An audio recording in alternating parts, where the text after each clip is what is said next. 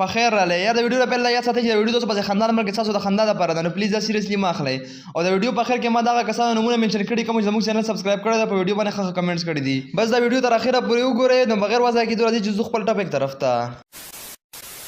او یار په دې پارټ کې دا جنۍ د نیلم ته وایي چې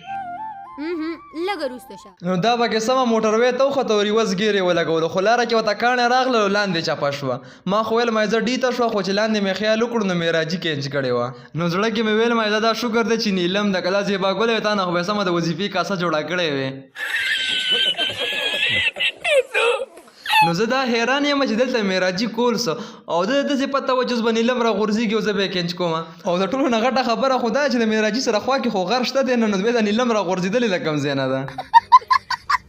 او زړګیه که زمونږ د چینل دې نه سبسکرایب کړی نو مهرباني وکړه مو سبسکرایب کا او د چا چې چینل شته دی او هغه خپل 1000 سبسکرایبر او 4000 غنټې واچ ټایم پوره کوي نو زمونږ یو ملګری دغه د واتس اپ نمبر دی که څوک سره رابطه کول غواړي نو ښه اعتباري کس ته رابطه سره کولی شئ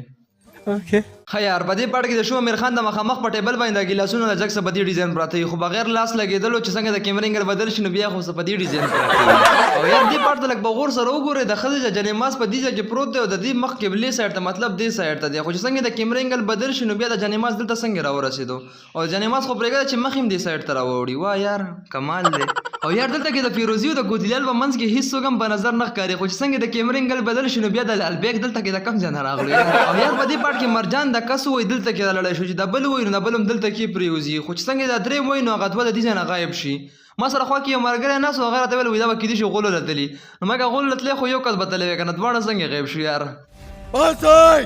باسئ خدایم تباه کا په شرمونو مه شرمولم ځئ چې هسپتال ته لاړ شو هسپتال ته نه چېرته عوامي لیټرین ورته وګوره کیدای شي هغې سره ښه شي او یار دلته کې له خیال وکړئ جینۍ په ګوته باندې ګوتمه پرته ده خو چې څنګه د کیمرې انګل بدل شي نو بیا خو صرف رنګ وي هغه مې ترې والوځي او بیا چې کله دا جینۍ پلاستیکي خرکاران رایساره کړي نو تاسو دلته وروسته وګورئ چې کنده غوندې کېده او چې کله دا خدایي خدمتګار په خپله را پیدا شي مطلب اچانک را پیدا شي نو بیا خو هغه کنده نه بلکې په روډ باندې پراته وي درې واړه او یار په دې پاټ کې دا مس خپلې خور شګفتي ته وایي چې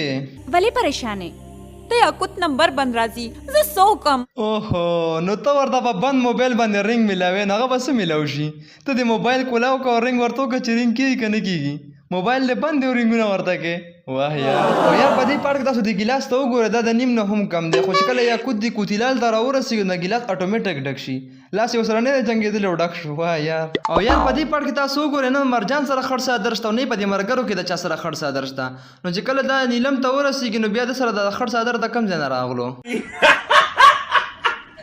او یار اوس چې کومو کسانو زموږ چینل سبسکرایب کړی دی په ویډیو باندې ښه کمنټس یې کړي دي په هغې کې یو حضرت عمر دی ولی تیمور دی محمد رفیق دی عدنان بی دی او انور ټایګر دی کندهار ایچ ډي دی نو که د چا نومونه رانه پاتې شو بخښنه غواړم په دې ویډیو باندې ښه کمنټس وکړئ په بلې ویډیو کې به تاسو نومونه منشن کړم د لوی الله په امان